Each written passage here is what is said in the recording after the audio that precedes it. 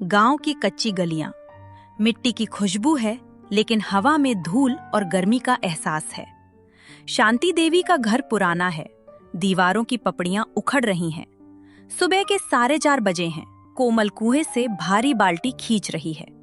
उसकी कलाइयां पतली हैं और उन पर पुरानी चोट के निशान हैं। कोमल ने लंबी सांस भरते हुए कहा, हे ईश्वर, आज फिर कमर में बहुत दर्द है, पर माँ जी को गर्म पानी चाहिए, नहीं तो फिर कोहराम मच जाएगा। तभी झोपड़ी के अंदर से रूपा की तीखी आवाज गूंजती है। रूपा दरवाजे पर खड़ी होकर अपनी रेशमी साड़ी का पल्लू संभालते हुए, अरे ओ महारानी, कुएं पर क्या मर गई थी, या फिर अपनी सुस्त चाल से मेरा खून जलाने की कसम खाई है? जल्दी आ और मेरे लिए बादाम का दूध गरम कर। बस आई दीदी, पानी भर गया है। देख रूपा, इसे जितना सिर चढ़ाएगी ये उतनी ही आलसी होगी। इसका पति चमन तो शहर में कमाकर इसे भेजता है, पर ये यहाँ बैठकर मुफ्त की रोटियां तोड़ती है। गांव से दूर एक घना जंगल, पुराने बरगद के पेड़ और सूखे पत्तों की सरसराहट। दोपहर की धूप पेड़ों की शाखाओं से छनकर आ रही है। कोमल लकड़ियां बीन रही है। उसके चेहरे पर पसीना है। अचानक उसे एक कंपकंपाती आवाज सुनाई देती है, पानी? कोई है? गला सूख रहा है।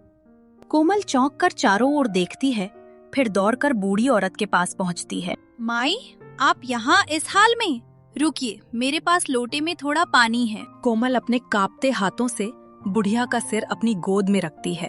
वो धीरे धीरे पानी पिलाती है। बेटी, इस मतलबी दुनिया में तूने अपनी परवाह किए बिना मेरी प्यास बुझाई।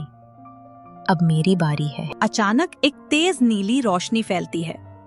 बुढ़िया के फटे कपड़े एक झिलमिलाते गाउन में बदल जाते हैं। वह वन परी है। ये लोहे की कढ़ाई संभाल कर रख। इसमें जो भी सात्विक भोजन मांगेगी वो कभी खत्म नहीं होगा। पर ध्यान रहे, ये कढ़ाई लालच की भाषा नहीं समझती। यदि इसमें अहंकार का अंश भी पड़ा तो ये विनाश का कारण बनेगी। कोमल ने कढ़ाई ली और घर की ओर भागी। घर की छोटी सी रसोई, दीवारें धुएं से काली हो चुकी हैं। रात का सन्नाटा है। कोमल और उसका पति चमन, जो शहर से लौटा है, चुपके से बैठे हैं। कोमल, ये कढ़ाई तो पुरानी लग रही है, इसमें क्या खास है? देखिए जी, कढ़ाई माँ, आज मेरे पति थके हुए आए हैं, उन्हें केसरिया दूध और मलाई के मालपुए खिला दो। अचानक कढ़ाई से एक मीठी खुशबू उठती है। घर घर की धीमी आवाज आती है और कढ़ाई लबालब भर जाती है। चमन, वाह, ऐसा स्वाद तो स्वर्ग में भी नहीं होगा। कोमल, अब हमें किसी के आगे हाथ फैलाने की जरूरत नहीं। रूपा के कान खड़े हो जाते हैं। उसके चेहरे पर ईर्ष्या के भाव उभरते हैं। भौहें सिकुड़ जाती हैं। अच्छा, तो ये दोनों यहाँ मजे उड़ा रहे हैं। ये बुढ़िया जैसी दिखने वाली कढ़ाई तो कुबेर का खजाना है।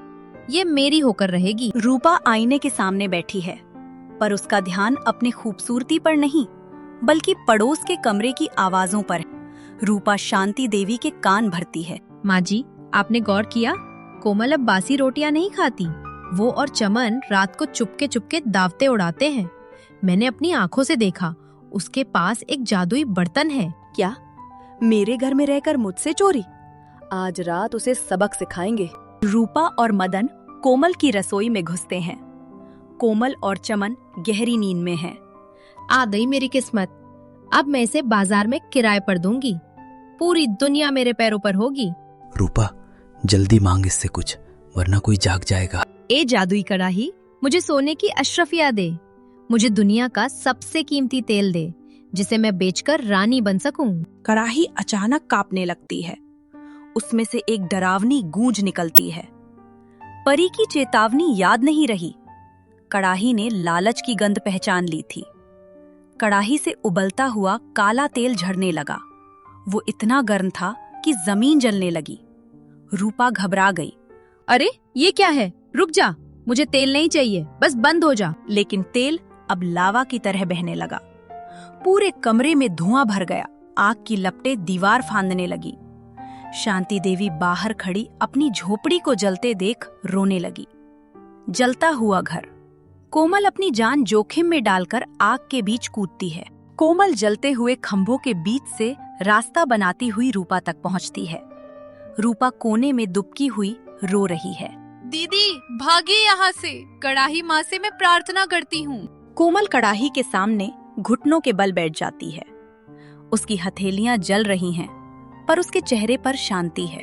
माँ, मेरी दीदी को माफ कर दो। इनका लालच इनकी अज्ञानता है। इस घर को जलने से बचा लो। जैसे ही कोमल के आंसू कड़ाही के गर्म लोहे पर गिरते हैं, आग अचानक बुझ जाती है।